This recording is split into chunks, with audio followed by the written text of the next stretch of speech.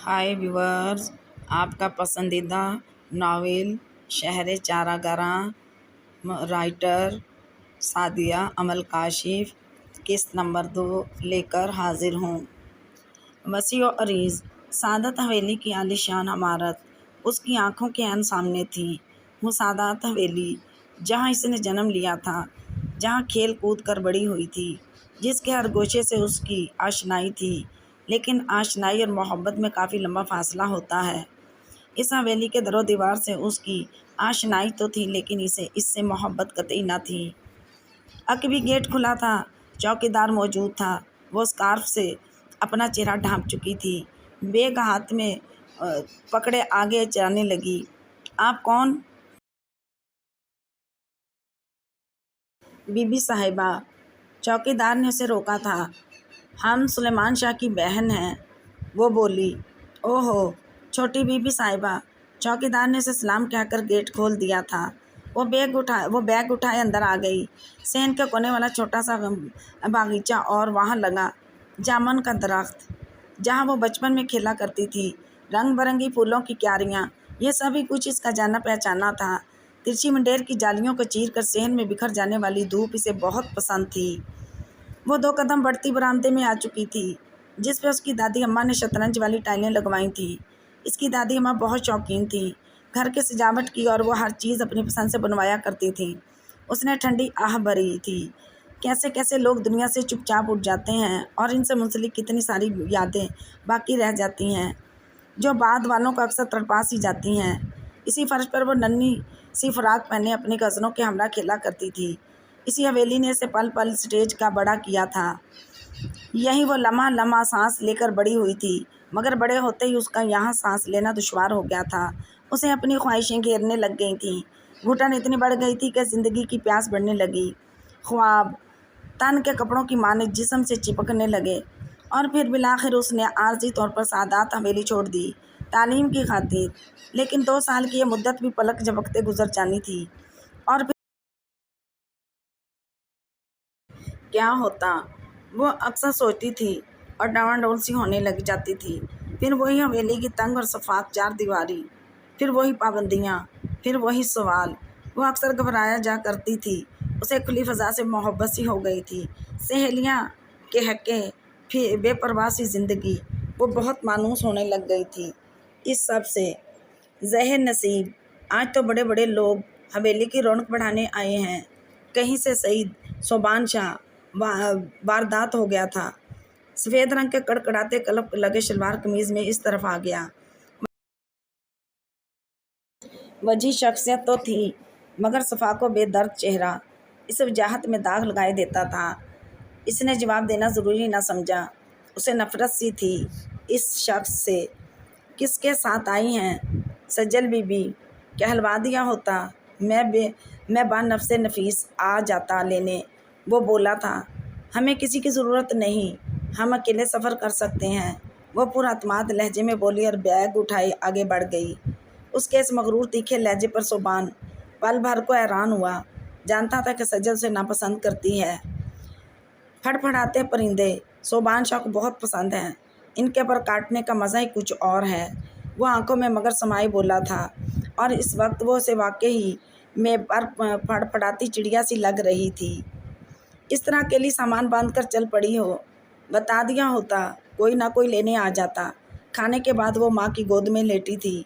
आमना ज़हरा उसकी अकेले आमद पे खफा थी। बल्कि वो क्या, पूरा घर खफा था, जैसे उसने कोई गुनाह कर दिया हो। आपकी तबीयत ख़राब थी अम्मी, मुझसे रहा ना गया और आ गई। क्या गुनाह कर दिया है मैंने? वो खफगी से बोली। पता तो है कि तुम्हारे बाबा चाचा भाई नाराज़ होते हैं, और सुबान की नाराज़गी की तो कोई हद नहीं। आमना ज़हरा ने कहा, खुदा के लिए अम्मी, मेरे लिए बाबा साईं और भाइयों का डर वही बहुत है। सोबान शाह को बीच में लाने की कोई ज़रूरत नहीं, वो मेरा कुछ नहीं लगता। सज्जल उछल कर गो से उठ बैठी। मत बोला करो इतनी ऊंची आवाज़ में। इस हवेली की दीवारों को सिर्फ मर्दों की ऊंची आवाज़ों की आदत है। कहीं तुम्हारी बेपरवाही तुम्हें कोई नुकसान ना पहुंचा दे। माँ के लहजे में एक तड़प थी। वो चुप रही। तुम्हारी चची आई थी तुम्हारे और सुबान के निकाह की तारीख मांगने। ماں کی زبان سے یہ الفاظ سنتے ہی وہ اچھل پڑی تھی۔ کیا؟ ہاں، ہفتہ پہلے کی بات ہے۔ صوبان شاہ بس ضد ہے کہ تم اس کی بیوی بن کر شہر میں تعلیم حاصل کرو۔ پھر آپ لوگوں نے کیا جواب دیا؟ اس کے ذہن میں خطرے کی گھنٹیاں بجنے لگیں۔ تمہارے بابا کا تو کوئی اعتراض نہ تھا، لیکن میں نے سرفراز کو منایا اور اسے کہا کہ تمہاری بہن کی اعلیٰ تعلیم ہی واحد خواہش ہے۔ پھر اس نے تعمر اس حویلی کی اونچی اونچی دیواروں میں مقید رہنا ہے۔ اسے یہ 2 سال تو کھل کر گزارنے دو۔ آمنہ زہرا کو تو اپنی اکلوتی بیٹی کے مستقبل کا ادراک تھا۔ بڑی مشکل سے ٹالا ہے انہیں سجل۔ پتہ نہیں کیوں میرا دل بڑا ڈرتا ہے۔ اس کی آنکھیں نم سی تھیں۔ وہ ماں کے سینے سے لگ گئی۔ امی، آپ میری ماں ہیں، مجھے سمجھتی ہیں۔ میں صوبان سے شادی۔ بس سجل، آگے کچھ مت کہنا۔ اس حویلی کے در و دیوار کتنے ہی جاسوسوں کو چھپائے ہوئے ہیں، ہر دروازے میں کان لگے ہیں۔ یہاں اپنے دل کی کسی خواہش کو بے پردہ مت کرو۔ خدارا اپنے اوپر رحم کرو اپنے اوپر۔ ماں نے اس کی بات کاٹ کر اسے تنبیہ کی۔ وہ سہم تو گئی تھی۔ ہمیشہ چپ کی چادر اوڑھ کر رہنے والی ماں کی زبان سے پہلی بار اس طرح کی بات سنی تھی۔ اچھا یہ بتاؤ کتنے دنوں کے لیے آئی ہو؟ آمنہ زہرا نے بات کا پہلو بدلا تھا۔ پتہ نہیں، بس کچھ دن آرام کرنے آئی ہوئی تھی، وہ مرے مرے سے لہجے میں بولی۔ ذہن و دل عجیب سی کیفیت میں تھے۔ ہر سال دونوں کی سالگرہ کا دن اکٹھے آتا تھا۔ مسز بیگ نے اپنا آج تک دونوں کی سالگرہ منائی تھی، چاہے دھوم دھام سے نہ سہی، لیکن منائی ضرور تھی، اور صبا اور اریبہ دونوں اس خاص دن کو اہمیت دیتی تھیں اور ایک دوسرے کی پیدائش کو سیلیبریٹ کرتی تھیں۔ آپس میں جڑے ایک قیمتی رشتے کو مزید گہرا بنانے کے لیے دونوں ایک دوسرے کے لیے سرپرائز گفٹ لیتی تھیں۔ آج بھی صبا بنا کسی کو بتائے اریبہ کے لیے گفٹ خریدنے بازار آ گئی تھی۔ وہ اریبہ کی پسند جانتی تھی، لیکن ہمیشہ اسے اپنی پسند سے گفٹ دیتی تھی تاکہ وہ دونوں ایک دوسرے کی پسند ناپسند کو قبول کریں۔ وہ دکان اور در دکان چیزیں دیکھ رہی تھی، پسند قدرے مشکل ہو گئی تھی۔ ایک دکان پہ جا کے اسے ایک پینٹنگ پسند آئی جو کسی گاؤں کی شام کی منظر کشی کر رہی تھی۔ گلابی کاسنی آسمان، ڈوبتے سورج کا عکس، کام میں مصروف و سرگرداں لوگ اور آسمان پر اڑتے گھروں کو لوٹتے پرندے۔ اس نے اسی پینٹنگ کو اریبہ کے لیے منتخب کیا۔ وہ اچھی اچھی پینٹنگز کی دلدار تھی۔ انہیں خریدنا، فریم کروا کے گھر کے مالک الگ الگ حصوں میں سجا دینا اریبہ کو بہت پسند تھا۔ یوں بھی گھر کی سجاوٹ تو اسی کے دم سے تھی۔ اس کی کیا قیمت ہوگی؟ اس نے دکاندار کو مخاطب کیا تھا۔ یہ بے انتہا قیمتی ہے۔ اسے اپنے عقب سے کوئی مانوس سی آواز آئی تھی۔ مڑ کے دیکھا تو وہ عثمان تھا۔ وہ مسکرا دی۔ عثمان، تم یہاں؟ کیوں، میں یہاں نہیں ہو سکتا جہاں تم ہو؟ وہ بولا۔ ارے نہیں، میں تو اریبہ کا گفٹ لینے آئی تھی، پرسوں ہماری سالگرہ ہے نا۔ اس نے دکان اور دار کو پینٹنگ پیک کرنے کے لیے دے دی، اور میں یہاں عدنان کے ساتھ آیا تھا اسے لنچ کروانے۔ پاس ہی ایک اچھا سا ریسٹورنٹ ہے، کاپر کیٹل نام کا، بہت ڈپریس ہے عدنان کچھ دنوں سے۔ ہاں، میں نے محسوس کیا ہے، مگر کیوں؟ وہی سجل والا قصہ۔ وہ بھی اس قدر ناراض ہو گئی ہے کہ اپنے گھر بنا کسی کو بتائے چلی گئی ہے۔ اس کا سیل بھی آف ہے۔ ادھر عدنان اس کے غم میں مجنوں کی اولاد بنا ہوا ہے، نہ سوتا ہے نہ کچھ کھاتا پیتا ہے۔ کہتا ہے اس کے ساتھ مذاق کرتے کرتے نہ جانے کب اس کی محبت میں گرفتار ہو گیا ہوں، اسے نارمل کرنے کی کوشش کر رہا ہوں، اسی لیے یہاں آیا تھا۔ تمہیں یہاں آتے دیکھا تو چلا آیا، عثمان نے وضاحت کی۔ او ہو، بیچارہ عدنان ہے کہاں وہ؟ صبا نے پوچھا۔ لنچ کیا اور پھر چلا گیا۔ مجھے اپنے لیے کچھ کپڑے لینے تھے تو میں بازار کی طرف آ گیا۔ چائے پیو گی میرے ساتھ صبا؟ اس نے آفر کی۔ کہاں؟ وہیں کاپر کیٹل ریسٹورنٹ میں۔ ان کا ہائی ٹی ٹائم شروع ہو چکا ہے، چلو نا۔ اس نے اصرار کیا اور وہ انکار نہ کر پائی۔ دونوں ہم قدم ہو کر چل پڑے۔ عثمان کے لیے لمحے بہت قیمتی سے تھے۔ وہ ہم سفر تھی۔ سفر کچھ گوار لگ رہا تھا۔ قدم پرستان کی راہ گزاروں پہ پڑتے محسوس ہو رہے تھے۔ کسی کا ساتھ ہونا کبھی کبھی کتنی راحت سی بھر دیتا ہے سپنوں میں۔ زندگی کے چند لمحے کبھی بے حد نکھر اٹھتے ہیں کسی کے ہم سفر ہونے سے۔ وہ دونوں آمنے سامنے میز پر بیٹھے تھے۔ سامنے ہائی ٹی پہ کھائے جانے والی لوازمات تھے۔ وقت اظہار کے لیے مناسب تھا۔ عثمان دل ہی دل میں لفظ تراشنے لگا۔ وہ بھی چپ تھی، ہاتھ میں پکڑے سینڈوچ کو آہستہ آہستہ کھا رہی تھی۔ صبا، اس نے کچھ کہنے کی صحیح کی۔ ہوں، وہ بولی، کچھ کہنا چاہتا ہوں۔ شروعات تھی، وہ کچھ جانتی تھی۔ دل کے دھڑکنے کی شدت کچھ بڑھ گئی۔ تم میرے لیے بہت خاص بن گئی ہو صبا، آج سے نہیں، بہت پہلے سے۔ محبت سی ہو گئی ہے تم سے صبا۔ اظہار کے الفاظ موزوں تھے، وہ توقع بھی انہی لفظوں کے کیے بیٹھی تھی، مگر دل پھر بھی اختیار سے باہر تھا۔ عثمان، اس نے ہولے سے پکارا تھا، یقین کر لو میرا صبا، پلیز۔ وہ ملتجی تھا، آنکھیں کمال شدت کی عکاس تھیں۔ دل کے کونے میں سامنے والی کی تصویر اور تصور دونوں براجمان تھے۔ وہ اپنی نشست سے اٹھی اور جانے لگی۔ وہ اس کے پیچھے پیچھے اٹھنے لگا۔ وہ باہر چلی گئی۔ اس نے فوراً بل ادا کیا اور اس کے پیچھے آ گیا۔ وہ باہر منتظر تھی۔ دوبارہ ساتھ چلنے کا سلسلہ شروع ہوا۔ ایک پھول والا بچہ ان کی جانب آیا۔ لے لو بھائی، اللہ تم دونوں کی جوڑی سلامت رکھے۔ وہ التجا کرنے لگا۔ عثمان نے پرس کھول کر اس بچے کو پیسے دیے اور پھول لے لیے اور اسے صبا کی جانب بڑھایا، جس کے چہرے پر ایک دم سی مسکراہٹ کے پھول کھل گئے تھے۔ یہ دو طرفہ اظہار کا ہی عکس تھا۔ زبان کھول کے بھلا کون سے ایسے لفظ کہے جا سکتے ہیں جو کسی مدھم سی مسکان کا نعم البدل ہو، یا آنکھ میں چمکتی کسی انمول چمک کا؟ شاید کوئی نہیں۔ محبت کا یہ بیج دونوں کے دلوں میں اپنی جڑ ڈال چکا تھا۔ اب باری تھی کشتیوں کو آگ دینے کی۔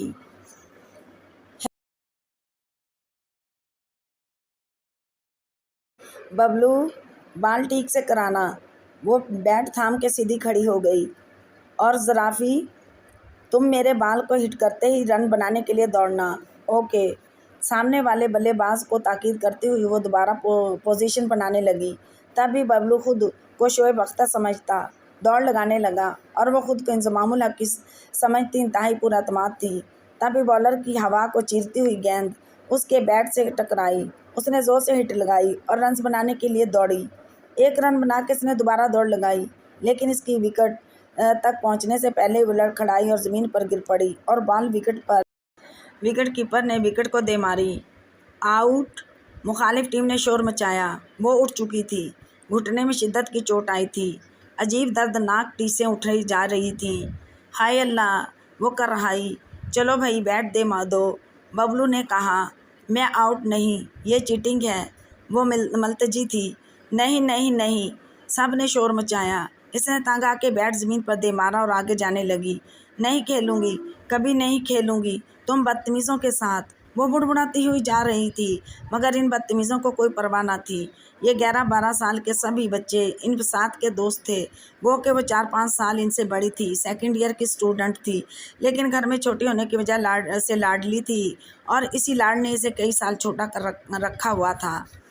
وہ گھنٹہ وہاں سے پھٹی ہوئی جینس تھامے گھر آ چکی تھی، جہاں اس کی والدہ اور بہن نشاط گرم گرم چائے پی رہی تھیں۔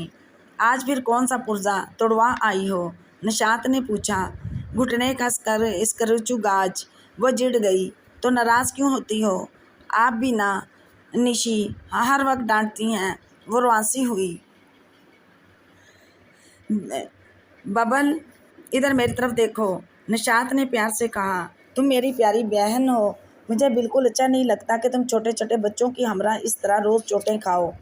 بڑی ہو گئی ہو، گھر میں امی کا ہاتھ بٹایا کرو۔ اگر میں امی کا بیٹا بن کر باہر کام کرتی ہوں تو تم بیٹی بن کے گھر سنبھالو۔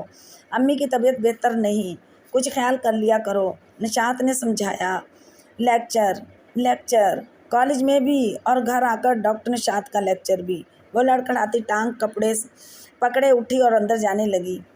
چائے پیتی جاؤ ببل بیٹا، ماں نے پکارا۔ سوری مما، موڈ خراب ہو گیا ہے، وہ کہہ کر رکی نہ تھی اور لنگڑاتی ٹانگ سے کمرے میں گھس گئی تھی۔ قدیم طرز کی بنی سادات حویلی کے بائیں باغ کا حصہ۔ یہ رات کا پہر تھا، اسے اپنے کمرے میں نیند نہیں آ رہی تھی، سو وہ اٹھی تھی، کاریڈور کا طویل احاطہ پلانگ کر یہاں باغ کے حصے میں آ گئی تھی۔ خزاں کے جاتے دن تھے، بہت سارے سوکھے پتے ٹوٹ کے جا بجا بکھرے تھے۔ لگتا تھا اس حصے کی صفائی کافی عرصے سے نہیں ہوئی۔ یہاں پرانے जामुन के 2 बूढ़े पेड़ थे जिनके शादा सूखे पत्ते इसके पांव तले आकर कर्च कर्च की आवाज़ों के साथ टूट रहे थे, मसले जा रहे थे और ये आवाज़ इसे अजीब मज़ा दे रही थी। हवा में खुनकी सी थी। आसमान पे पिछली तारीखों का टूटा फूटा चांद अटका था। इसे चांद रातों से अजीब आबिस्तगी सी थी, तन्हा सी, खुश्क, वीरान चांदनी रातें, बेकरार समोती, इस्तराब बर्पा करती महरूमियों और नारसाइयों को कुछ और दिल में जगाती चांदनी रातें। इन रातों की खामोशी में भी बातें होती हैं, इनकी चुप भी गहरे राज बताती मालूम होती हैं। बाएं बाग के परले हिस्से में एक और इमारत थी जो कि रिहायशी हिस्से से भी ज़्यादा पुरानी थी। यह अमूमन किसी के इस्तेमाल में नहीं थी, मुलाजिम ही रहते थे, लेकिन वो भी कुछ अरसे के बाद कहीं और शिफ्ट कर दिए गए थे। सामने ही एक बरामदे नमा कॉरिडोर था जहाँ लाइन से 5 कमरे थे। वह चलती चलती इन कमरों तक आ गई थी। यहाँ हल्की सी चहल पहल के आसार नजर आए।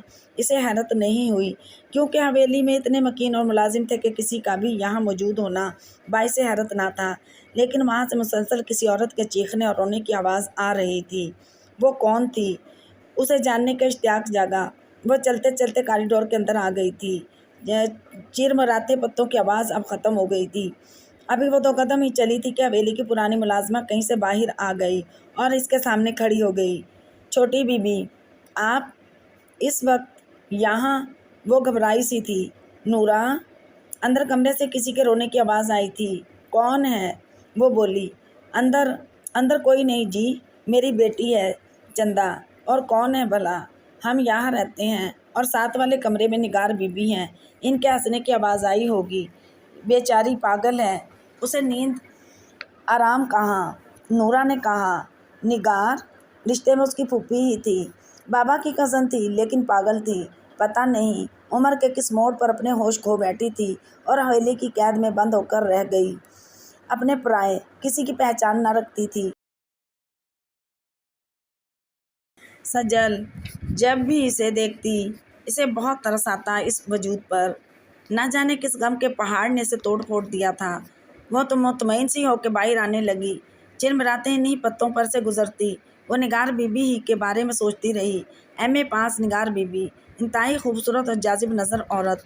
उसकी तस्वीरें, उसकी किताबें आज भी हवेली में मौजूद हैं। उसकी हालत का जिम्मेदार आखिर कौन होगा? वो सोचती सोचती अपने कमरे के बाहर तक पहुंच गई थी। वो अंदर जाने ही लगी थी कि इसने सामने वाले इस कॉरिडोर जहाँ पे अभी अभी नूरा से मिलकर आई थी, वहाँ से सुभान शाह को निकलते देखा।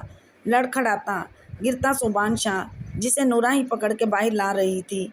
वो नशे में धुत था, मुँह ही मुँह में कुछ बुड़बुड़ा रहा था। कल आऊँगा नूरा, मत भूलना, इसे तैयार करना। वो आवाज़ बुलंद बोला। नूरा ने शायद इल्तिजा की। साईं, आहिस्ता बोलें, कोई जाग रहा होगा। वो मलतजी थी। और फिर लड़खड़ाना। सुभान शाह अपने पोर्शन की तरफ चला गया। कमरे के अंदर नूरा की बेटी सुभान की वहाँ मौजूदगी, इसका नशा करना, यानी कि उसके ज़हन ने मानने से इनकार कर दिया। इस कदर गिर सकता है कोई इंसान? वो नफ़रत से इसके बारे में सोचे गई। सबत बेटे, बड़े दिन हो गए हैं, मौका तलाश कर रही हूँ तुमसे बात करने का। वो टीवी के चैनल तब्दील किए जा रहा था जब पास बैठी अम्मी ने बात शुरू की। कौन सी बात अम्मी जान? वो मुतवज्जा हुआ। तुमने अपना हॉस्पिटल यहाँ सेट कर लिया है, सभी कुछ ठीक हो गया है। बेटे, मैं चाहती हूँ कि तुम अपना घर बसा लो और मेरी जिम्मेदारी को कुछ कम करो। बेटी का चेहरा मैंने नहीं देखा नहीं, सो बहू के रूप में वो भी दिखाओ, जीनत बेगम ने प्यार से कहा। वो मुस्कुरा रहा था। इसे माँ की ख्वाहिश पे प्यार सा आया। मुझे कोई एतराज़ नहीं अम्मी, जैसा आप चाहें, वो बोला। जीनत बेगम के चेहरे पे फूल से खिल उठे थे। फिर बेटा, तुम ही बताओ ना, कौन सी लड़की होनी चाहिए? फैमिली में तो हज़ारों लड़कियां हैं, लेकिन बेटा तुम्हारी पसंद क्या है? माँ ने प्यार से पूछा। पसंद का नाम आते ही अरीबा का चेहरा आंखों में लहरा गया था। झिलमिलाता, बल खाता, लहराता अरीबा का दिल आवेज़ रूप।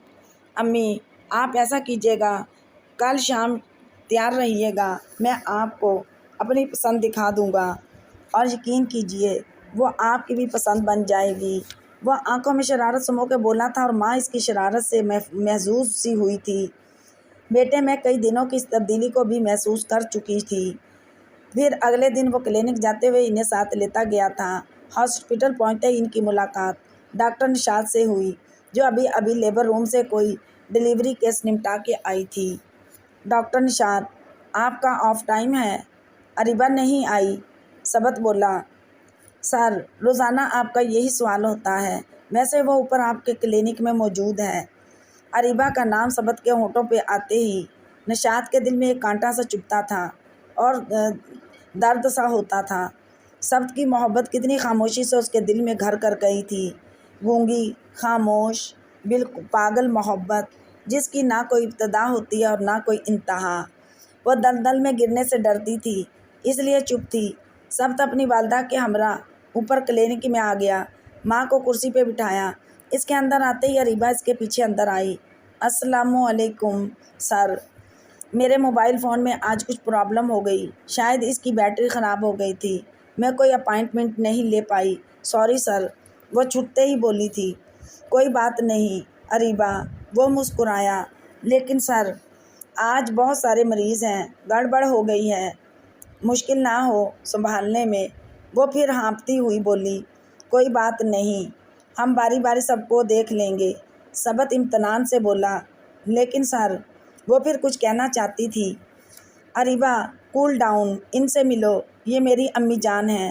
ثبت نے سامنے بیٹھی زینت بیگم کی طرف اشارہ کیا اور وہ بے وقوف، جو اس کمرے میں کسی تیسرے وجود سے انجان سی تھی، اس طرف دیکھ کر چھنپ سی گئی۔ اس نے گھبراہٹ میں سلام کیا تھا۔ وعلیکم السلام بیٹی، لگتا ہے ثبت کا سارا کام تم سنبھالتی ہو، زینت بیگم نے کہا۔ وہ مسکرا دی۔ اریبہ: پین سے کہہ کر 3 کپ چائے منگوائیں۔ سر، میں ابھی چائے کے لیے آنٹی، میرا مطلب ہے آنٹی کے لیے چائے منگواتی ہوں، وہ جلدی جلدی میں کہتی باہر گئی۔ بتاؤ نا ثبت، کون ہے تمہاری پسند؟ یہی تو ہے، یہ گھبرائی ہوئی سی پاگل لڑکی، وہ سر کھجا کے بولا۔ یہی اریبہ؟ زینت بیگم نے مسکرا کے پوچھا۔ اس نے اثبات میں گردن ہلائی۔ اریبہ چائے کے ہمراہ دوبارہ اندر آئی تھی۔ اب کہ زینت بیگم کی اس میں دلچسپی کچھ اور زیادہ ہو گئی تھی۔ تیکھی آنکھوں، گلابی پتلے ہونٹوں اور لمبی ناک والی یہ نازک سی لڑکی واقعی ثبت کے لائق تھی۔ اس کے ساتھ چلتی ہوئی یقیناً بہت پیاری لگتی۔ ثبت خوش تھا، اپنی ماں کے چہرے پہ کھلتے پھولوں کو دیکھ چکا تھا۔ تمہاری امی سے ملنا چاہتی ہوں بیٹا، چائے پیتے پیتے زینت بیگم نے کہا۔ کیوں نہیں آنٹی، امی آپ سے مل کر بہت خوش ہوں گی۔ بلکہ آنٹی، آپ ایسا کریں، پرسوں میری سالگرہ ہے، آپ ضرور آئیے گا، اور سر آپ بھی۔ وہ سب سے مخاطب ہوئی۔ کیوں نہیں؟ وہ مسکراتی آنکھوں سے اسے دیکھنے لگا۔ اس کے جاتے ہی زینت بیگم نے کہا، بس ثبت، اب دیر نہ کرو، اس چاند کو اپنے گھر میں چمکانے لے آؤ، آپ کو میری مدد کرنی پڑے گی۔ وہ شرارت سے مسکرایا اور ماں کے چہرے پہ خوشی کے شگوفے پھوٹے تھے۔ اتنے مہمانوں کی آمد ہونی تھی۔ صبا اریبہ کے دوست، پڑوسی، مسز بیگ کے جاننے والے، اس لیے فیصلہ یہ ہوا تھا کہ سالگرہ دھوم دھام سے منائی جائے گی۔ ویسے بھی ان دونوں کی 20ویں سالگرہ تھی۔ گھر کے لان میں کرسیاں اور میزیں سجائی گئیں، اوپر لگے 1000 واٹ کے کئی سارے بلب بہت خوبصورت روشنی بکھیر رہے تھے۔ پودوں پہ ہلکی ہلکی روشنی سجائی گئی تھی اور ان کی سجاوٹ بہت بھلی لگ رہی تھی۔ مہمان آنا شروع ہو گئے تھے۔ مسز بیگ اور حمزہ ان سب کا استقبال کر رہے تھے۔ باسط، ثبت اور ان کی امی بھی آ چکے تھے۔ عدنان، عثمان، فاخر سبھی موجود تھے۔ ماحول بہت بارونق سا لگ رہا تھا۔ نشاط بھی مدعو تھی۔ عثمان کی بے قرار آنکھیں صبا کی اور ثبت کی آنکھیں اریبہ کی منتظر تھیں، مگر وہ دونوں ابھی محفل کو رونق بخشنے کے لیے نہیں آئی تھیں۔ اور پھر انتظار کے لمحے ختم ہوئے اور دونوں بہنیں محفل میں آ پہنچیں۔ صبا نے گلابی اور اریبہ نے سلور کلر کا یکساں جوڑا زیب تن کیا ہوا تھا۔ چہرے پہ سجا میک اپ اور جیولری بھی یکساں تھی۔ وہ دونوں ایک ہی روپ کا عکس لگ رہی تھیں، نازک سی، پیاری سی۔ بس اریبہ کے چہرے پہ قدرتی بڑے پن کا جو عکس تھا وہ اسے صبا سے بڑا دکھتا تھا، ورنہ یکسانیت بہت زیادہ تھی۔ عثمان کی نظر اس پر پری ذات پر پڑی اور پھر ٹھہر کے رہ گئی۔ وہ کونے میں رات کی رانی کے پودے کے پاس ہی کرسی رکھے بیٹھا تھا، ہاتھ میں کولڈ ڈرنک کا گلاس تھا اور زہری نظریں اس کی گڑیا سی لڑکی پر تھیں۔ مسکراتی، اپنی ہنسی کے ستارے بکھیرتی وہ جادوئی پری، وہ دیوانہ ہو گیا تھا اس کا۔ کچھ یہی حال ثبت حسن ملک کا بھی تھا۔ اریبہ کی پہچان اسے دراز گیسو سے، اور اس لمحے وہی دراز گیسو اس کی جان پہ آئے ہوئے تھے۔ سب کو سلام کرتی، ملتی، مسکراتی، لمبے بالوں والی لڑکی۔ دل کا کوئی کونا شدت سے ڈول رہا تھا۔ وہ سب سے ملتی اس تک آئی تھی۔ کیسے ہیں آپ سر؟ اور آنٹی آپ؟ اس نے ثبت اور اس کی والدہ سے ساتھ ہی پوچھا۔ وہ مسکرا دیا تھا۔ بالکل ٹھیک۔ بیٹی اپنی امی سے میرا تعارف نہیں کرواؤ گی؟ ضرور آنٹی۔ وہ گئی اور کہیں سے مسز بیگ کو اپنے ساتھ لے آئی۔ آنٹی یہ ہیں میری امی، اور امی یہ ہیں ڈاکٹر ثبت اور ان کی امی، وہ بولی۔ اریبہ بیٹی یقیناً تم دونوں نے یہ حسن اپنی امی سے لیا ہے، ثبت کی والدہ نے کہا تھا۔ مسز بیگ مسکرا دیں۔ جوان کھلتی کلیوں کو مرجھاتے پھولوں سے تو نہ ملائیں مسز ملک، مسز بیگ نے کہا۔ وہ بھی مسکرا دی۔ محفل اپنے عروج پہ تھی۔ کیک کاٹنے کا وقت آیا۔ کیک 2 طرح کے تھے۔ سبھی مہمان ارد گرد جمع ہو گئے اور دونوں بہنوں نے مل کر کینڈل بجھائیں اور کیک کاٹے۔ ہر طرف تالیوں اور مبارکباد کا شور مچا، اور پھر یہ شور کچھ دیر بعد معدوم ہو گیا۔ کھانا شروع ہوا اور سبھی اپنی اپنی پلیٹیں اٹھائے آگے بڑھ گئے۔ عثمان اب بھی اسی کونے میں براجمان تھا۔ صبا نے 2 پلیٹیں کھانے کی بنائیں اور اسی کے پاس رکھی کرسی پہ بیٹھ گئی۔ یہ لو تمہارا کھانا۔ لگتا ہے اس کرسی پہ چپک کے رہ گئے ہو، اور یہ اتنی دیر سے کیا ٹکر ٹکر مجھے دیکھے جا رہے تھے؟ دیکھ رہا تھا اور سمجھنے کی کوشش کر رہا تھا، عثمان نے کہا۔ کیا؟ وہ بولی۔ سمجھنے کی کوشش کر رہا تھا لیکن سمجھ میں نہیں آ رہا تھا، لیکن پھر بھی ذہن لڑ رہا تھا۔ اسی انداز میں بولا۔ آخر کیا نہیں سمجھ آ رہا تھا؟ وہ زچ ہوئی۔ ذہن لڑاتے لڑاتے تھک گیا تھا، لیکن بات پھر بھی سمجھ نہیں آ رہی تھی۔ وہ بولا۔ میں جا رہی ہوں عثمان۔ وہ اٹھنے لگی۔ یہی سوچ رہا تھا کہ اس کی آنکھوں میں جھانکنے لگا کہ وہ منتظر سی تھی کہ چاند آسمان سے کس طرح اتر کے میرے پاس آ بیٹھا ہے۔ وہ سیڑھی آخر آسمان کے کس کونے میں ہے؟ اس کے والہانہ پن پہ وہ شرما دی تھی اور شرما کے اٹھ گئی تھی۔ پیچھے سے اس نے اس کا ہاتھ تھام لیا تھا۔ چاند اپنا تحفہ تو لے جاؤ۔ اور پھر اسے محسوس کیا کہ اس کی انگلی میں کچھ ڈالا گیا ہے، شاید کوئی انگوٹھی۔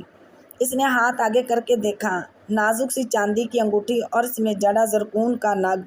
وہ دل میں مسکرا دی، مڑ کے اس کی آنکھوں میں دیکھا اور آگے چل دی۔ کہاں جا رہی ہو سجل؟ سامان پیک کرتی ہوئی سجل سے والدہ نے آنکھیں پوچھا تھا۔ واپس ہاسٹل جا رہی ہوں۔ وہ بدستور پیکنگ کرتی رہی۔ ہاسٹل؟ لیکن تم کہہ رہی تھی کہ اس بار 1 ماہ رہو گی۔ ابھی تو ہفتہ بھی نہیں ہوا تمہیں۔ ابھی سے؟ والدہ پریشان ہو گئیں۔ امی میں حویلی آتی ہوں آرام کرنے کے لیے، لیکن یہاں آ کے بے سکونی اور بے اطمینانی مجھے پاگل بنا دیتی ہے۔ یہاں کے لوگ پتہ نہیں کس طرح سے زندگی گزارتے ہیں۔ وہ انتہائی نفرت بھرے انداز میں بولی۔ ہوا کیا ہے بیٹے؟ ممتاز پریشان ہو گئی۔ امی کل ماسی نورہ کے کمرے میں صوبان شاہ اس کی بیٹی کے ساتھ نشے میں دھت۔ اس نے امی کو کچھ سمجھانے کی کوشش کی۔ امی مجھے تو بیان کرتے ہوئے بھی شرم آ رہی ہے، جو کل میں نے اپنی آنکھوں سے دیکھا ہے۔ اس کی آنکھیں نم ہونے لگی تھیں۔ آمنہ زہرا سمجھ گئیں۔ روتی ہوئی بیٹی کو سینے سے لگا لیا۔ اگر کوئی اپنے مستقبل کے شوہر کو اس طرح کی حرکت کرتے دیکھے تو کس طرح کی نفرت بھر جاتی ہے اس کے دل میں۔ یہ تو ان سبھی سید زادوں کا معمول ہے۔ اس حویلی میں ہر عورت کو اس طرح کے غم سہنے پڑتے ہیں۔ میری بچی، اس حویلی نے برسوں سے سانپوں کی پرورش کی ہے، انتہائی زہریلے اور خطرناک سانپ، اور ان سانپوں سے پیدا ہونے والے سنپولیے۔ عورت ان کے لیے محض کھیلنے کی چیز ہے، چاہے وہ اپنی بیوی ہو یا پھر کسی نوکر کی بیٹی۔ ان سبھی باتوں کو اپنا معمول اور اپنی عادتوں کا حصہ بنا لو بیٹی، ورنہ زندگی بہت مشکل سے کٹے گی۔ آمنہ زہرا کی آنکھوں میں کئی سالوں کی محرومی اور دکھ تھے، جن پر اب گرد کی ایک تہہ سی جم گئی تھی۔ نہیں کرنی مجھے شادی صوبان شاہ سے امی، مر جاؤں گی مگر ہاں نہیں کروں گی۔ وہ جھٹپٹائی۔ تمہاری ہاں کی کسی کو ضرورت نہیں ہے سجل، اور بغاوت کرنے کا خیال بھی دل میں نہ لانا۔ یہاں بغاوت کرنے والیاں نگار بی بی کی طرح کا پاگل بنا کے زندان میں قید کر دی جاتی ہیں۔ آمنہ زہرا کی آنکھوں میں خوف تھا۔ تو کیا نگار بی بی پاگل نہیں؟ وہ حیران ہوئی، اتنے سالوں نے اسے پاگل کر ہی دیا ہوگا، تم ملی ہو اس سے؟ ماں نے پوچھا۔ کبھی نہیں، نشان عبرت ہے وہ عورت حویلی میں پیدا ہونے والی ہر لڑکی کے لیے۔ تم اس طرح کے ہر خیال کو اپنے دل سے نکال دو۔ ہاسٹل جانا چاہتی ہو تو جاؤ، لیکن اس طرح نہیں، کل میں تمہارے بھائی کو کہوں گی، وہ تمہیں چھوڑ آئے گا۔ آمنہ زہرا کی باتوں سے وہ قدرے نارمل ہو گئی تھی اور کوئی تماشا کھڑا کرنے سے گریز کر رہی تھی، سو ماں کی بات ماننے کا ارادہ کیا اور ایک اور رات گزارنے کی ٹھانی۔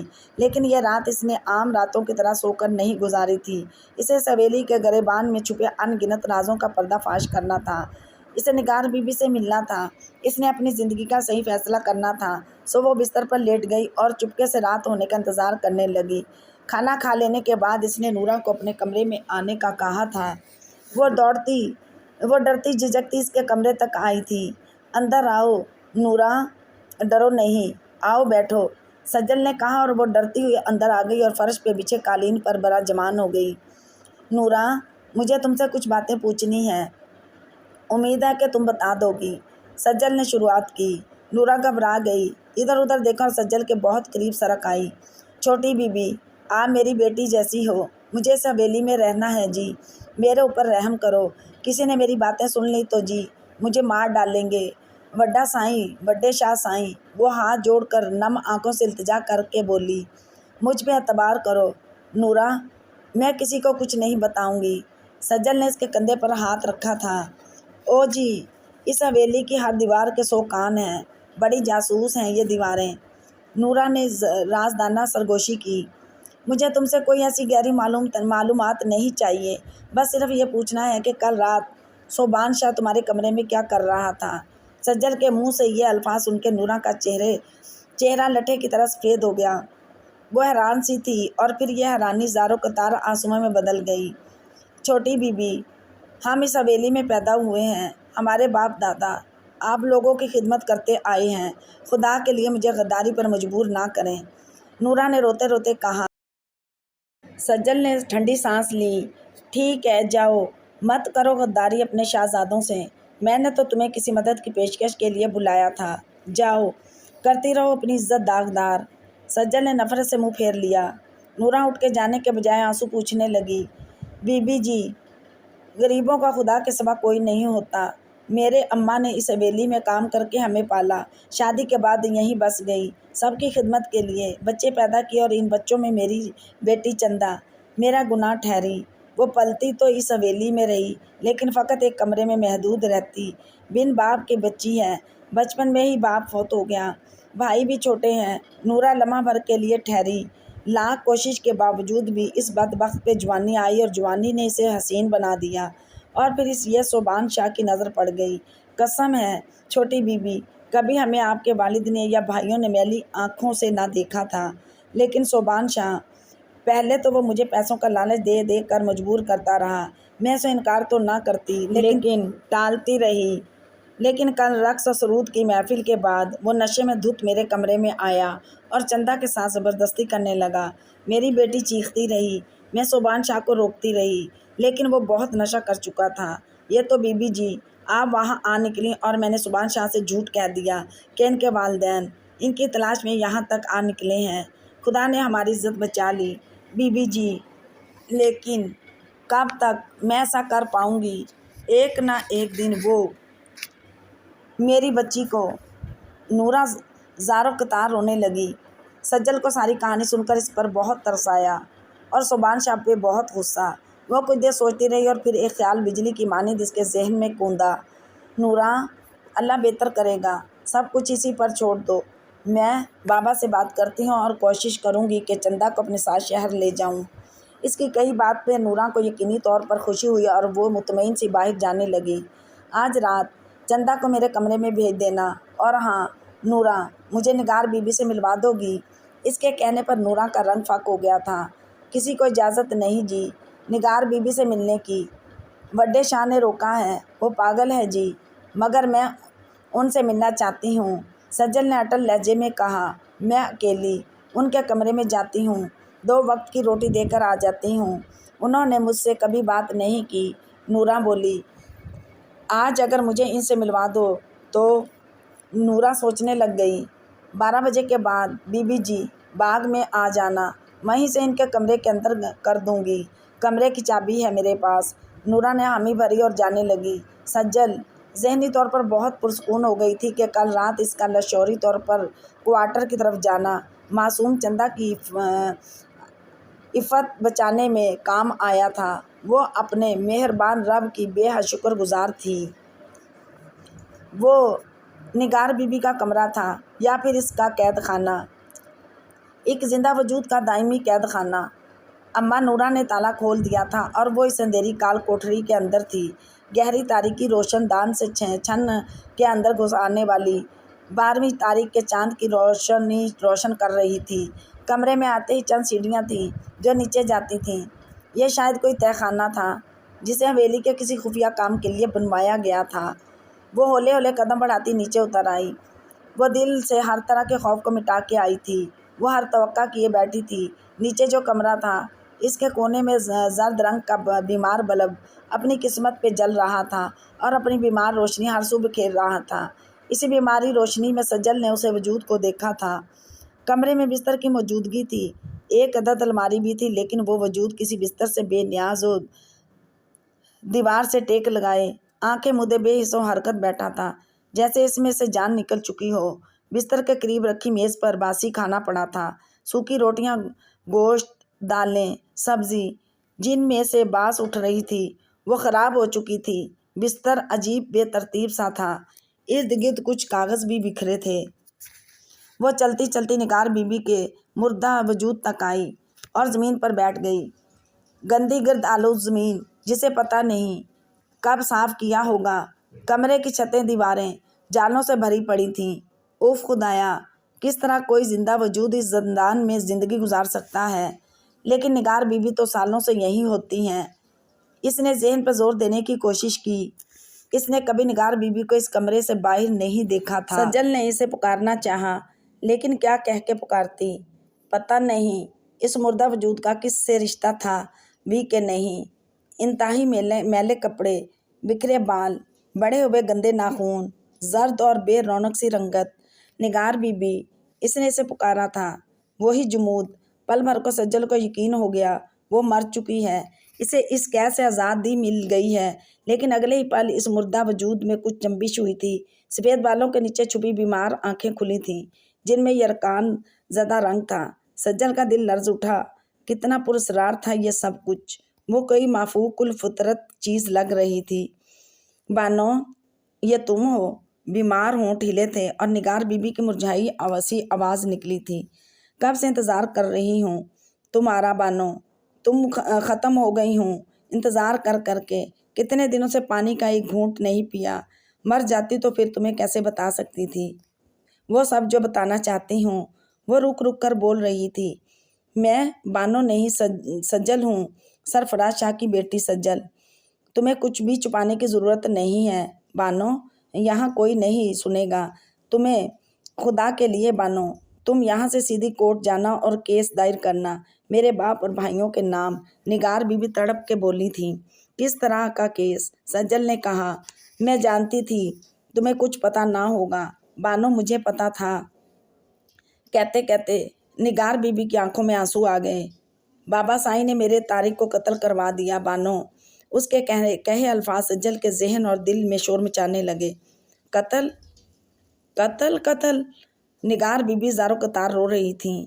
रो रो के इनके आंसू खुश्क हो चुके थे। मेरा बच्चा जुनैद, 4 माह का, उसे भी ना जाने कहाँ ले गए सारे मुझसे छीन के। बानो, तुम्हारे सिवा मेरा कोई अपना नहीं। ये पूरी हवेली मेरी दुश्मन है। तुम ही तो हो मेरा सब कुछ। निगार बीबी के चेहरे पर एक अजीब सी चमक आ गई थी। मुझे शुरू से बताइए निगार बीबी, मुझे कुछ पता नहीं, सज्जल ने तड़प के कहा। मुझे पता है कि तुम्हें कुछ इल्म नहीं, होना भी कैसे। मेरा लिखा कोई ख़त तुम तक पहुंचा ही कहाँ। ऐसी लंदन गई कि वापस ही ना आई। निगार बीबी ने एक ठंडी आह भरी थी। یہ ٹھنڈی آج سجل کا کلیجہ چیرنے کو بہت تھی۔ یہ انہی دنوں کی بات ہے کہ جب ہم نے اکٹھے ایم اے کے پیپرز دیے تھے۔ تمہیں تو پتہ تھا کہ میں ایم اے انگلش کے طالب علم طارق سعید کو چاہنے لگی تھی۔ امتحانوں کے بعد حویلی واپس آ گئی۔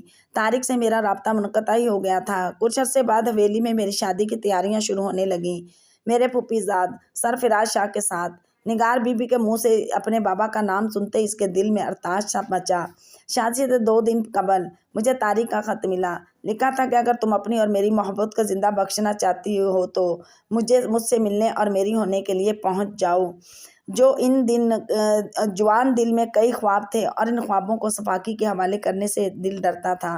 سرفراز سے شادی کر کے میں حویلی میں بس تو جاتی، مگر وہ زندگی موت سے بھی بدتر تھی۔ بس پھر کیا تھا، میں حویلی سے بھاگ نکلی رات کے اندھیرے میں اور طارق کے پاس پہنچ گئی۔ اگلے ہی دن ہم نے نکاح پڑھوا لیا تھا۔ ہم کراچی چلے گئے۔ میں نے کسی سے کوئی رابطہ کرنے کی کوشش نہ کی۔ سال بعد ہی ہمارا بیٹا جنید پیدا ہوا۔ ہماری تو دنیا جیسے رنگوں سے بھر گئی۔ ایک افسردہ سی مسکراہٹ نکھار بی بی کے چہرے پر در آئی تھی۔ سجل کو پل بھر کے لیے احساس ہوا وہ بہت خوبصورت رہ چکی ہوگی۔ زندگی کے اس موڑ جسے جوانی کہتے ہیں نے اسے بہت حسن سے نوازا ہوگا۔ ہمارے رنگوں کے دشمن بے خبر تو نہیں تھے۔ میں نے حویلی کی عزت خاک میں ملائی تھی اور حویلی کے مکین اتنے بے خبر اور بڑکڑ نہ تھے کہ وہ سب اتنی آسانی سے بھول جاتے۔ لہٰذا ایک دن ہم تینوں کو اغوا کر کے یہاں حویلی میں لایا گیا اور میرے بابا نے میری آنکھوں کے سامنے میرے شوہر کو گولیوں سے چھلنی کر دیا اور میرا ننھا جنید نہ جانے کہاں لے گئے۔ نگار بی بی دارو کتار رو رہی تھی اور سجل بھی اس کے درد میں شامل تھی۔ نگار بی بی سے وہ رخصت ہو کے آ گئی تھی۔ صبح صادق کا کوئی پہر تھا۔ وہ رات بھر وہ اس عجیب دکھی عورت کے ماضی میں بھٹکتی رہی تھی، وہ جو اپنا ذہنی توازن کھو بیٹھی تھی۔ 25 سال قید میں رہ کر وہ 25 سال پرانے دور میں جی رہی تھی۔ وہ وعدہ کر کے آئی تھی کہ وہ اس کے جنید کا پتہ لگا کر دوبارہ اس سے ملنے جائے گی، مگر کہاں سے لگاتی جنید کا پتہ؟ نہ جانے کہاں ہوگا بھی کہ نہیں۔ صبح ہوئی، اس نے نہا کے خود کو فریش کیا اور امی کے سامنے چندہ کو لے جانے کا مسئلہ پیش کیا۔ امی نے بنا کسی سوال جواب کے حامی بھر لی اور اس کے جانے کے لیے گاڑی کا انتظام کر دیا۔ اپنے بھائی کی گاڑی پہ وہ واپس کراچی آئی تھی۔ چندہ کے ہمراہ ذہنی طور پر مطمئن تھی کہ اس نے معصوم لڑکی کو صوبان شاہ کے چنگل سے بچایا ہے، لیکن نگار بی بی کی باتوں نے ذہن منتشر کر رکھا تھا۔ رضیہ آنٹی، یہ چندہ ہے، آج سے یہ بھی ہمارے ساتھ رہے گی، آپ کو کھانا بنوانے میں مدد کرے گی اور باقی بھی تمام کام کر دے گی۔ اس نے مختصراً رضیہ آنٹی کو آگاہ کر دیا تھا اور نتیجاً انہوں نے مسکرا کے حامی بھر لی تھی۔ مسز بیگ کو اپنے یہ نئے مہمان بہت اچھے لگے تھے۔ اس دن سالگرہ میں ہوئی ملاقات نے ان کے دل میں مسز زینت ملک اور ان کے ہونہار بیٹوں کے لیے اچھی جگہ بنا دی تھی، اور آج اس طرح اچانک وہ آ گئی تھیں بنا کسی اطلاع کے تو یہ سرپرائز ہی تھا۔ آسمہ بیگ یوں بھی انتہائی ملنسار اور سوشل قسم کی خاتون تھیں۔ تعلقات بنانا، ملانا انہیں یوں بھی اچھا لگتا تھا۔ آنے سے قبل اگر اطلاع کر دیتی تو کھانے کا کچھ انتظام کر لیتی۔ فی الحال گھر میں جو کچھ موجود تھا حاضر ہے۔ مختصر لوازمات سے سجی ٹرالی لاؤنج تک لائی۔ آسمہ بیگم نے کہا تھا، یہ ٹرالی چائے کے 2 کپ، چپس اور بسکٹ پر مشتمل تھی۔ نئے ڈیزائن کی کرا کری ٹرالی کی شان بڑھا رہی تھی۔ تکلف تو بالکل ہونا ہی نہیں چاہیے دوستوں میں، آسمہ بیگ، اور میرا خیال ہے دوستی کے لیے 1-2 ملاقاتیں کافی ہوتی ہیں، زینت بیگم نے کہا۔ ہاں جی بالکل، میں آپ کے خیال سے متفق ہوں، آسمہ بیگ مسکرائیں۔ گھر تو بہت اچھا ہے آپ کا، 2 منزلہ ہے نا؟ جی ہاں، حمزہ کے ڈیڈی حیات تھے، انہی کی پسند اور محنت سے بنا ہے یہ گھر۔ زندگی کی تمام پونجی سی گھر پہ لگا دی، اب نیچے والا پورشن کرائے پہ دیا ہوا ہے اور ہماری مختصر مگر مکمل فیملی اوپر رہتی ہے۔ آسمہ بیگ نے تفصیل بتائی۔ فیملی کی بات کریں تو ہماری فیملی بھی مختصر ہے۔ میں باسط ثبت، ہمیشہ ایک بیٹی کی کمی محسوس ہوئی، مگر رب تعالیٰ کو یہی منظور تھا، یہ کمی زندگی بھر رہے گی جب تک باسط اور ثبت کی دلہنیں نہیں آ جاتی۔ مسز ملک نے کہا، سچ کہا، بیٹیاں تو دلوں اور گھروں کی رونق ہوتی ہیں۔ گھر ہی کی طرح دل کے کونے بھی بیٹیوں کے بغیر خالی رہتے ہیں۔ صبا اور اریبہ کے بنا میری ذات تو کچھ نہیں۔ حمزہ کا کیا ہے، بیٹا ہے، آیا گیا اٹھا سویا، نہ ماں کے درد کا علم نہ اس کی مشکلوں کا۔ اریبہ کو دیکھا آپ نے کس طرح میری مالی مدد کرنے اور حمزہ کی تعلیم کے اخراجات پورے کرنے کے لیے جاب کر رہی ہے۔ وقت اس کے پاس نہیں مگر مینج کر رہی ہے۔ آسمہ بیگ انتہائی فخر سے بولی، مسز بیگ میں آپ کے پاس آج ضروری کام سے آئی ہوں۔ زینت بیگم مدح کی بات پہ آئی تھی۔ ہاں جی بولیں، میں کیا کر سکتی ہوں آپ کے لیے؟ وہ ہمتاً گوش تھیں۔ بات کرنے میں کچھ جھجک سی ہو رہی ہے۔ یقیناً میں جو کچھ کہوں گی آپ نے اس کی توقع نہیں کی ہوگی۔ آپ بولیں تو زینت بھابی، آسمہ پیار سے بولی۔ دراصل میں آپ کے گھر کی رونق اپنے گھر منتقل کرنے کی خواہش لے کر آئی ہوں۔ زینت بیگم کی کہی یہ بات آسمہ بیگ کی سمجھ میں نہ آئی تھی۔ زینت بیگم نے مسکرا کر کہا، میں آپ کے اریبہ کو اپنے ثبت کے لیے مانگنے آئی ہوں۔ اس بات نے آسمہ بیگ کو حیرت میں مبتلا کر دیا۔ یوں تو اریبہ جب سے بڑی ہوئی تھی خاندان کے لوگ اسے خواہش بھری نگاہوں سے دیکھتے آئے تھے، مگر مسز بیگ نے ہمیشہ انہیں دور سے ہی لال جھنڈی دکھا دی تھی کہ وہ اپنی بیٹی کی شادی کسی اعلیٰ تعلیم یافتہ اور لائق لڑکے سے ہی کریں گی، اور ثبت حسن ملک ہر طرح سے لائق تھا۔ لندن سے اعلیٰ تعلیم یافتہ ڈاکٹر، نہایت دیدہ زیب شخصیت کا مالک، سوسائٹی میں اچھی پوزیشن رکھنے والا۔ دراصل میرا پگلا بیٹا آپ کی بیٹی کو پسند کرنے لگا ہے۔ اس کی پسند بہت مشکل رہی ہے شروع سے ہی۔ پتہ نہیں کیسے اریبہ پہ اس کا دل آ گیا۔ ویسے اریبہ تو ہے بھی بہت پیاری، چاند کا عکس معلوم ہوتی ہے۔ زینت بیگم نے پیار سے کہا، تو کیا اریبہ بھی؟ مسز بیگ نے حیرت بھری مسکراہٹ سے کہا، ارے اسے تو پتہ بھی نہیں، یہ سارا یک طرفہ چکر ہے مسز بیگ۔ دراصل میرا ثبت بہت الگ لڑکا ہے۔ وہ کہتا ہے اس طرح کی باتیں بڑوں میں طے پائیں تو کامیاب ہوتی ہیں، باقی آپس میں انڈرسٹینڈنگ کا سلسلہ تو تعمر چلتا ہے۔ تو پھر ایسا ہے زینت بھابی کہ میں اریبہ سے پوچھ کر ہی کوئی فیصلہ کروں گی۔ مجھے یقین ہے وہ منع نہیں کرے گی۔ اپنی طرف سے کچھ کہنا میں ٹھیک نہیں سمجھتی۔ تو پھر آپ اطمینان سے اسے پوچھیے گا۔ میں چلتی ہوں۔ زینت بیگم پرس اٹھا کے چلنے لگی تھی۔ ارے آپ کچھ کھائیں تو؟ وہ مصر تھیں۔ آؤں گی نا، مٹھائی کھانے اور کھلانے۔ بیٹی لینی ہے آخر آپ سے۔ زینت بیگم کے لہجے کی کھنک دیدنی تھی۔ آسمہ بیگ مسکرائے بغیر نہ رہ سکیں۔ کافی دن حویلی میں گزارنے کے بعد سجل کے دل سے اپنے دوستوں کی ہوئی شرارت اور اس کے اثرات قدرے فراموش ہو گئے تھے۔ وہ ان سے ناراض نہ تھی، لیکن عدنان کا کیا ہوا گناہ ابھی تک اس کے دل کی رنجش کو زندہ کیے دیتا تھا۔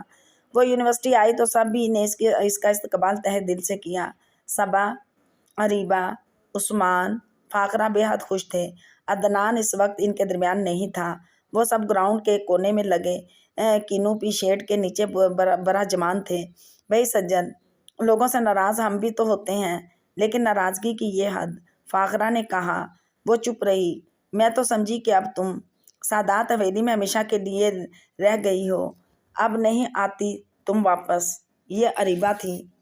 بھائی مجھے تو خدشہ تھا کہ ابھی عدنان کو ان کی حویلی کے پہرے دار اغوا کر کے لے جائیں گے اور سجل کے والد اسے زندان میں قید کر دیں گے۔ عثمان بھی شامل ہو پڑا۔ سجل مسکرا دی تھی، تابھی کہیں سے عدنان باسط کے ہمراہ آ گیا۔ سجل شاہ کے چہرے کو دیکھ کر دل کے مرجھائے پھول جھوم اٹھے تھے۔ وہ گوہر یکتا کتنے انتظار، کتنی بے قراری کے بعد نظر آیا تھا۔ وہ خود بھی چپ تھا۔ معافی یا تلافی جیسا ناکافی لفظ وہ دوبارہ استعمال کرنا نہیں چاہتا تھا۔ جانتا تھا کہ اس نے سجل جیسی نازک لڑکی کے ساتھ بہت غلط کیا ہے، لہٰذا احساس ندامت میں کئی دنوں سے گھرا وہ چپ تھا۔ ویسے میرا خیال ہے سجل کہ عدنان کا گناہ قابل معافی ہے۔ باسط نے اپنے دوست کی تائید کی۔ کیا خیال ہے، کرو گی معاف؟ یہ عثمان تھا۔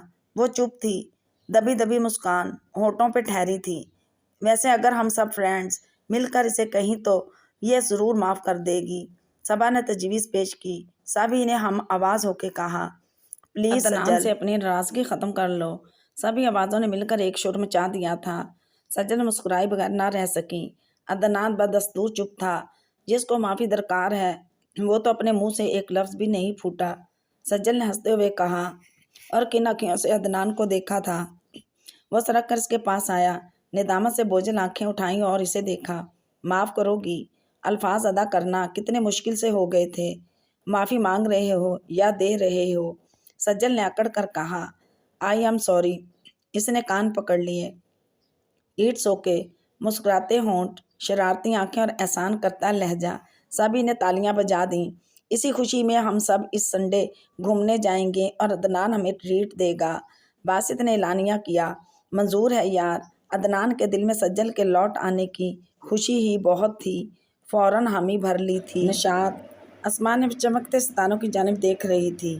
آسمان کے عین درمیان شروع کی تاریخوں کا چاند چمک رہا تھا اور اس چاند کے ارد گرد کئی ستارے اٹکے ہوئے تھے، کوئی ستارہ دور کوئی پاس تھا، کسی کی چمک گہری کسی کی دھندلی تھی، کوئی چاند کے نزدیک کوئی دور تھا۔ لگتا تھا ہر ستارہ چاند کے آغوش میں سما جانا چاہتا ہے، ہر ستارہ خود سپردگی کے اس انمول احساس سے گزرنا چاہتا ہے، ہر ستارہ مر مٹنا چاہتا ہے، ہر ستارہ محبت کے اس لازوال احساس سے شرشار جھوم رہا ہے، کھلکھلا رہا ہے۔ پل میں نشاط کے دل میں خیال آیا کہ جس طرح ہم ستاروں کو دیکھتے ہیں شاید ستارے بھی ہمیں دیکھتے ہوں۔ بھاپ اڑاتے دودھ کا گلاس پلیٹ میں رکھے انبساط اس کے سامنے تھی۔ یہ لیں آپی، آپ کا دودھ۔ ٹراؤزر شرٹ میں ملبوس اپنی شریر بہن کی جانب دیکھ کے نشاط مسکرائی تھی۔ یہ ہر وقت یہ آسمان پہ کیا ڈھونڈتی رہتی ہیں آپ؟ کچھ کھو گیا ہے کیا آپ کا؟ انبساط نے کہا۔ تمہیں کیا لگتا ہے کچھ واقعی کھو گیا ہے میرا؟ اگر کھویا نہ ہوتا تو آپ ہر وقت آسمان کو کیوں دیکھتی؟ یہ بھی ہو سکتا ہے کہ میں کچھ پانے، کچھ حاصل کرنے کے لیے سرگرداں ہوں اور ستارے مجھے اس کا سراغ دیتے ہوں۔ نشاط نے دودھ کا گلاس تھاما۔ آپ کی یہ الٹی سیدھی باتیں میری سمجھ میں نہیں آتی۔ میں تو آپ کو کراری خبر سنانے کے لیے آئی تھی۔ کیا وہ منتظر تھی؟ امی نے صوبیہ خالہ سے بات کی تھی، ان کے فرزند ارجمند بلال صاحب آپ سے رشتہ کرنے میں انٹرسٹڈ ہیں۔ موصوف کی PIA میں جاب ہے، 50,000 ماہانہ لیتے ہیں، کماؤ پوت ہے۔ صوبیہ خالہ اگلے ہفتے تشریف لائیں گی، انبساط اپنے ترنگ میں بولے گئی۔ نشاط نے گہری سانس اندر کھینچی اور آسمان کی طرف دیکھنے لگی۔ سبت کی محبت دل میں مچل سی اٹھی۔ دل میں کسی کی محبت ذہن کو رشتوں کو پابند کر دیا جائے، کہاں کا انصاف ہے یہ؟ جب دل ہی ساتھ نہ دے تو رشتوں کے ڈھونگ کیوں رچائے جائیں؟ اپنے ہی سینے میں دھڑکتے دل کو کوئی دھوکہ کیسے دے؟ آپ نے کیا سوچا ہے آپی؟ پتہ نہیں، جواب مختصر سا تھا۔ ویسے میرا ایک مشورہ ہے آپ کو کہ کیجیے گا وہی جسے آپ کا دل تسلیم کرے، کسی اور کو خوشی یا غم پہنچانے کے لیے کوئی قدم نہ اٹھائیے گا۔ انبساط نے چھوٹی ہو کر بہت بڑی بات کہہ دی تھی۔ اس کی وہ کم عمری اور لاؤبالی سی بہن کیا گہری سوچ رکھتی تھی، اس نے پل بھر کو سوچا تھا۔ انبساط بہت رفتار سے واپس اندر جا چکی تھی۔ اریبہ احمد کے سر پر ایک بم ہی تو پھوٹا تھا۔ امی نے سبت حسن ملک کے رشتہ کا قصہ اس کے آگے کیا رکھا تھا۔ وہ تو حیرت کی تصویر بنی، امی کو دیکھتی رہی جیسے کہ امی کوئی بہت بڑا مذاق کر رہی ہوں۔ اس طرح مجھے دیکھنے کی ضرورت نہیں اریبہ، میں سچ کہہ رہی ہوں۔ آسماں بیگ مسکرا دیں۔ صبا جو کسی کتاب کو چپس کے پیکٹ کے ساتھ ہضم کر رہی تھی، کشن اٹھا کے بہن کے پاس بیٹھ گئی۔ بات ہی ایسی دلچسپ تھی۔ سبت نے خود تمہیں پسند کر کے اپنی ماں سے اس خواہش کا اظہار کیا ہے۔ لاڈلے بیٹے کی فرمائش لے کر مسز ملک آئی تھیں۔ آسماں بیگ شوق سے بولیں۔ وہ چپ تھی۔ کچھ تو کہو اریبہ، ماں نے اسے خاموشی رضامندی ہوتی ہے امی، صبا نے شرارت سے کہا۔ وہ میرے باس ہیں امی، اریبہ نے لنگڑا سا سہارا لیا۔ اب تم ان کی باس بن جاؤ گی، صبا نے وار کیا۔ چپ رہو صبا، باس ہے تو کیا وہ شوہر بننے کا اہل نہیں؟ بیٹے وہ لائق لڑکا ہے اور بھی خود تمہیں پسند کرتا ہے، اچھا خاندان ہے، بھلا ہمیں اور کیا چاہیے؟ لیکن امی، وہ میرے کلاس فیلو باسط کا بڑا بھائی ہے، ایک اور لنگڑا جواز تھا تو 100 سال تو نہیں نا بڑا تم سے، صبا نے کھلکھلا کے کہا۔ ماں نے صبا کو گھورا۔ اس نے اپنی انگلی اپنے ہونٹوں پہ رکھ کے اب چپ رہنے کا سگنل دیا تھا۔ مجھے تو اس رشتے میں کوئی برائی نظر نہیں آ رہی۔ اب تمہاری شادی کی عمر بھی ہے، اس سال ایم اے سے بھی فارغ ہو جاؤ گی۔ اور پھر بیٹے، ایسے رشتے روز روز نہیں آتے۔ قسمت والی ہو تم کہ والدہ کہتے کہتے رک گئی تھیں۔ بیٹی کا اداس چہرہ ہاتھوں کے پیالے میں تھاما۔ ہاں کر دو بیٹی۔ پیار بھری ایک خواہش تھی، ایک التجا، ایک فرمائش۔ اس نے کبھی سبت کے بارے میں ایسا سوچا بھی نہ تھا۔ سخت گفتار، گھنی شخصیت کا مالک، پرکشش مگر کرخت سراپے والا ڈاکٹر سبت حسن ملک اس کا شوہر بننے کا خواب پال رہا تھا۔ پتہ نہیں امی وہ نم آنکھوں سے ماں کو دیکھے گئی۔ اس طرح کی باتوں میں اگر اولاد اپنے بڑوں کی بات مان لینا بیٹے تو بہت برکت اور رحمت کا باعث ہوتی ہے ان کے لیے۔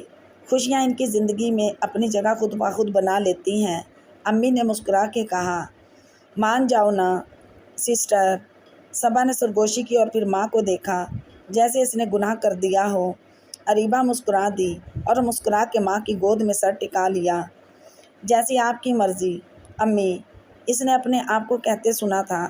ذہن میں فقط سبت حسن ملک کا چہرہ اپنی جگہ بنا رہا تھا۔ اس کی آنکھیں، اس کے بال، اس کے ہونٹ،